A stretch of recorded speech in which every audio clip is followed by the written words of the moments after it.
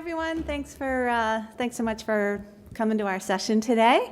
As Troy mentioned, we are the substitute for our head of product, John Cavanaugh, who couldn't be here today. So we're going to do our best to take you through our product. Before we get started, I'm Dana Golden. I'm head of sales for Synacor, and this is Lisa Engelke, who's on our sales engineering team.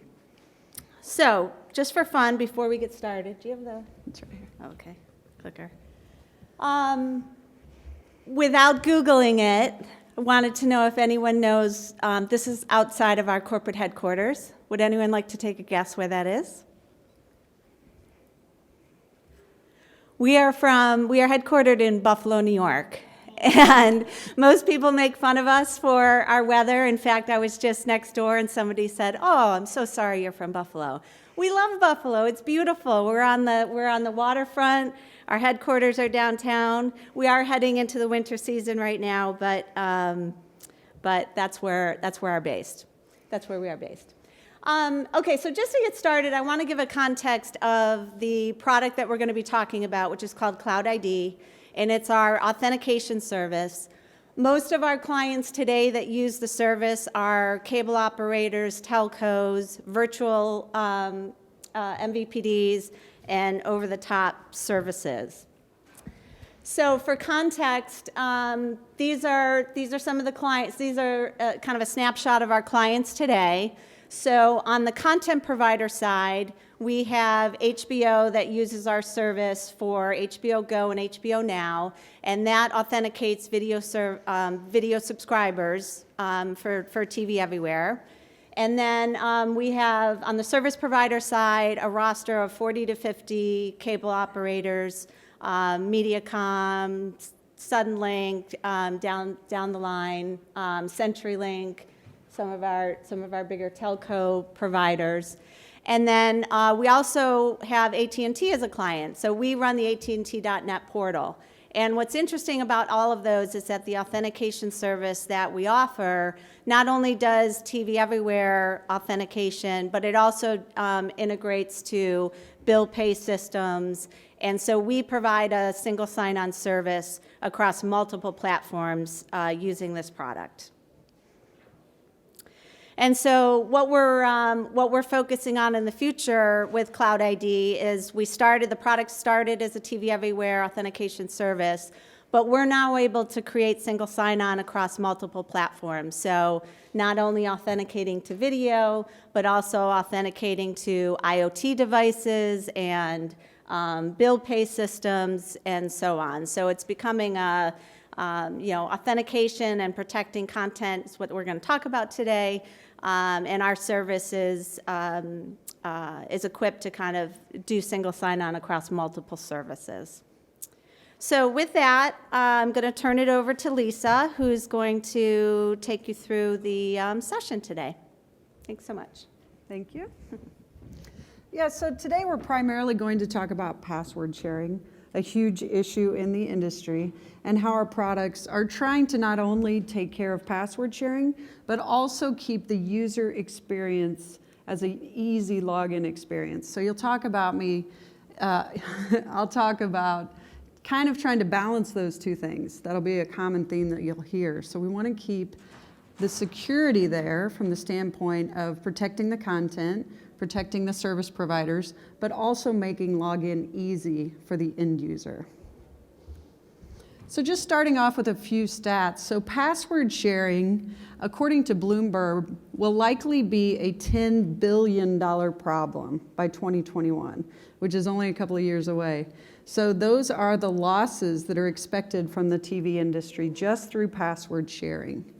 And password sharing, of course, is widespread. So you can see the second bullet shows that 35% of all viewers aged 16 to 74 have used someone else's credentials. And the thing that stands out to me there is that it's ages 16 to 74, right? Like that's everybody. That's all of us. So 35% of everybody, pretty much, has engaged in some sort of password sharing. And I mean, everyone's familiar with this. One person buys Netflix, somebody else buys Hulu, let's share our credentials, right? We're only spending about $10 a month, maybe 20 if we throw in a Sling TV, that sort of thing. So it really is a widespread problem, and especially for the TV industry that, of course, loses out on those subscribers. So, third bullet, giving is as common as receiving. 33% have given out their passwords. It's not just the family, so friends and family, people are sharing all across the board. And of course, we do see that sharing is more common among the younger consumers. So it jumps all the way up to 56% when we're talking about the younger age group of 18 to 34-year-olds. So of course, that's a huge concern and a huge problem going forward. Now, the next slide really talks about, well, why aren't people using TV everywhere? So TV everywhere, of course, is where a user is getting content on the go, typically from a traditional cable or TV provider. So if I have HBO service from my TV provider, then I get HBO Go, right? So why is there not greater usage of that? And a couple of stats on that. We see that 64% of current TV Everywhere users are saying TV Everywhere is harder to use than other online sources. They also say that they prefer sources that don't ask for login. So 53% say that. And when you think about it, it does make sense. So if you use an over-the-top service like a Netflix or a Hulu, it's typically pretty straightforward. So the end user knows, I've purchased Netflix, it's this much per month. When I purchase the service, I get a login. And for the most part, once you log in, you're pretty much logged in forever. People may not have to ever log in again because they're kind of resetting that clock every time they use it, and they use it a lot because they're purchasing it directly. So it's a little bit different on the TV Everywhere side, where you're dependent on the person knowing their service provider credentials and then thinking to go into an app like something from TBS or from Fox or from HBO. And so Synacor has done a lot of work to say, how can we make this easier? How can we keep login secure, but just make it easier to use? And you see that this slide is actually showing some research from CTAM. So that's a group that we work very closely with. It's the Cable and Telecommunications Association for Marketing, with a bit of a mouthful. But the idea is that cable and telcos can come up with common language and common branding for things like TV Everywhere to try to make it easier across companies so that users can understand what it is. So Synacor has worked closely with CTAM, and actually we just received an award from them yesterday for our technology around Cloud ID. So that was given away yesterday in New York City, so we're pretty excited about that. But we're continuously working to make login easier. So as I move along, it's basically, like I was saying, what can we do to make login easier, but still secure and still cut down on password sharing? And these are some of the things that are working for Synacor Cloud ID customers. So I'll drill down a little bit deeper on some of these things, but as Dana said, we started as TV Everywhere, just doing those TVE checks, but we've really grown the Cloud ID product line into many other services. So we do single sign-on. We do home-based authentication, which I have a slide that I'll talk about on that. Forever login, same thing, I'll dive a little bit deeper on that one. We do full user lifecycle management. So we are a complete identity management stack, meaning we can handle everything from the creation of the credentials to password resets, secret question and answers, any type of profile or differing types of users within the household.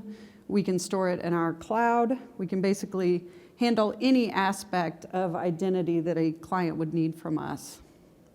We also have done a lot on the fraud protection side of the house, so I'll talk about that a little bit as well. So home-based authentication, this is where the user is in the home. We do a recognition that they are on their Wi-Fi from their service provider. And we can actually allow them into services like TV Everywhere without prompting for login.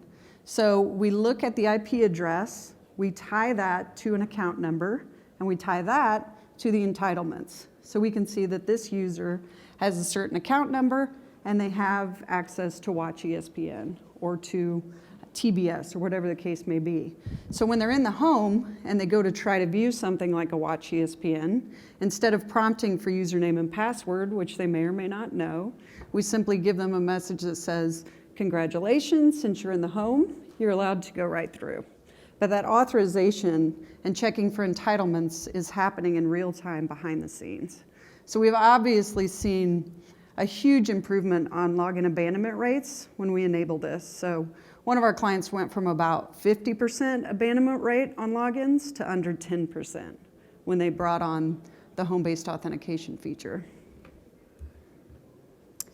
Apple single sign-on. So before this was launched, Apple recognized that they had a real pain point for their users. And many of you may have experienced this. If you were setting up an Apple TV, you would have to go through a fairly painful process where with each TV Everywhere app, you would need to go out and pair the device. So go to a browser, enter a little code, set up that pairing. Then enter a username and password, which of course you may or may not know, right? And for each app, you would have to do that entire process over and over and over again. So Apple was saying, hey, people just aren't using this as much as they should because you do it once and you're worn out, you're tired, you don't want to do it, 20, 30, 60 times. So Apple actually reached out to Synacor. They saw that we were a leader in the authentication space and that we had a lot of the integrations both on the service provider side as well as the content side. And they said, hey, can you help us with this problem? So we worked closely with Apple to develop Apple single sign-on. So the way that it works now is that if you've told us who you are once, we carry that across apps and across devices. So instead of needing to go out and pair the experience every single time and enter the username and password over and over again, you just get this message that says, hey, do you want to allow Disney now to use this information? So you can simply say, yes, allow, and you can move forward. And if I set up the Disney app on one device, if I set it up on my Apple TV, it's also set up on the iPhone and the iPad as well. So it's made it far easier for the end user. This slide just shows a few stats around Apple single sign-on. In this graph, it's showing that almost 300,000 daily Apple SSO sign-ins only across our clients. So it's definitely being used, it's definitely working. And we're actually now at a point where it's more like 500,000 sign-ins per day, just for Apple single sign-on, just for Synacor clients. And the 500,000, it's really a peak due to sports, college sports on the weekends. One of the latest features that we have launched for Cloud ID is what we call Forever Login with Device Management. So I spoke about the importance of cracking down on password sharing while at the same time making the login experience easier for the end user. So this is something we're really excited about because it does do both. So on the Forever Login side, that's the easier user login piece. So let's say that you've watched some HBO content on your phone, but you haven't been back to watch any HBO content in quite some time, let's say 91 days. That's past the normal time to live for content providers. It's usually 90 days. Meaning if you come back on day 91, you would normally have to re-enter your username and password. You would usually just get the standard login screen, which of course you may or may not know your credentials. With Forever Login, we're starting to trust the device. So we're saying, it's okay, we know this user, they've used this device before, they've logged in before, it's the same person. So instead of presenting them with that username and password screen, we give them the Forever Login screen. So it simply says success, since you've been on this device before, will allow you to go through. And there's a little checkbox too that would allow you to not see that message again. So you just very seamlessly go through to the experience. And now we've trusted that device, so it ties in nicely to the other side of this, which is device management. So I'd be able to see a list of devices that have accessed content through my login. So if I go to this screen as a user, I can see all of the different operating systems that have accessed content. I can see where they're accessing it from in the country, and I can see what they've accessed. So I could see Fox Sports in St. Louis at 10 p.m. yesterday, as an example. And if I see something that I don't recognize that I think may be fraud, I can immediately log out that device. And then I can also quickly reset my password from this screen. And on the service provider side, we've taken it to another level where we have developed an API for them so that they can establish business rules and remotely remove devices at a certain threshold. So if they see on their side, if the rule is 10 devices per login, if they see 11 through 30, they can just fire off the API to remove those other devices and really help crack down on the password sharing. So this is something we're really excited about. This is just another example, kind of shows if you drill down and click on one of the devices, the service can be seen, the location as I mentioned, and when it was accessed. As a user, you can also change the name. So this one says Ethan's iPad. You can change it to something more familiar to you so you can see the activity per device of anyone utilizing your username and password. So those are all things that we have live now across multiple clients. So thinking about what's next, we want to continuously innovate. So this slide, it's probably a little bit difficult for you to see, but it shows all of these features as we have launched them across the years. So Synacor really prides itself in being innovative with Cloud ID and launching the various services every year that lead to a number of awards. I mentioned, the CTAM award. This shows some of the other awards that we have received for our Cloud ID products. So the idea is just to continue to innovate. One of the things we'd like to do is add machine learning to the forever login and device management that I showed you. So the idea is that we could start to score on a user profile in real time. So basically, if I am always using my Samsung phone in St. Louis, watching a certain amount of content, that's going to be added to my profile so that the login system knows who I am and the type of behavior I usually have on a device. Now, if something way out there, like a different device is using my username and password, watching different kinds of content in a different part of the country or the world, then we could say, that's a red flag. We're not sure that that's really who should be accessing that content. So we could insert a traditional login screen. So we could say maybe we shouldn't use forever login here. Let's put the regular login screen up. Or we could introduce things like a secret question and answer.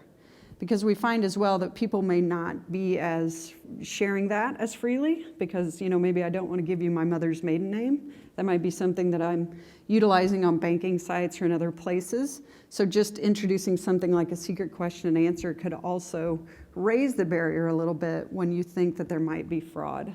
So those are the types of things that we're working on with this piece. We're also, working on blockchain. So really, blockchain could make password sharing completely impossible. You could have it set up where only one person could have access to the private keys and only on their device. And so that is a possibility for customers who really want to completely eliminate password sharing. But of course, you get back to what's the balance? How hard do you want to make the login for something like TV Everywhere content or for viewing content? And so where we think that it will be utilized most, at least by us and our clients initially, would be around things like email. So something that you really hold a little bit more personally and you don't want to share that. So most likely it's going to be utilized in our Zimbra email platform first. And we think we're still, pretty far away from it actually reaching into the TV space. But it's something that could be done in the future. We have a number of white papers on our website, so just wanted to throw a slide in here to let you know that we do have white papers on the TV features that I've mentioned, and also just on, how can you use Cloud ID to go to direct to consumer or for TV Everywhere. That's it. All right, big round of applause.